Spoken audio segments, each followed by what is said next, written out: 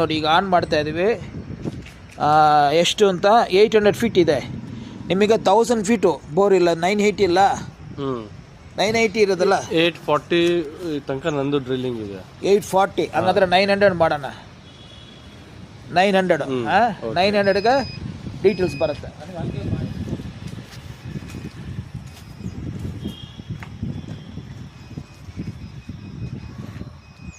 ಇಲ್ಲೊಂದು ಸೋರ್ಸ್ ಹೋಗ್ತಾ ಇದೆ ಕ್ರಾಸಿಂಗ್, ಇಲ್ಲೊಂದು ಸೋರ್ಸ್ ಹೋಗ್ತಾ ಇದೆ ನೋಡಿ.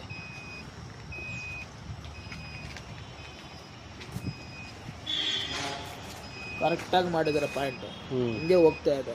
ಸರಿನಾ? ಇನ್ನು ಫ್ರಂಟಿಗೆ ಹೋಗ್ತೀವಿ, ಒಂದು ಫೇಸ್ ಬರಬೇಕು ಸರ್.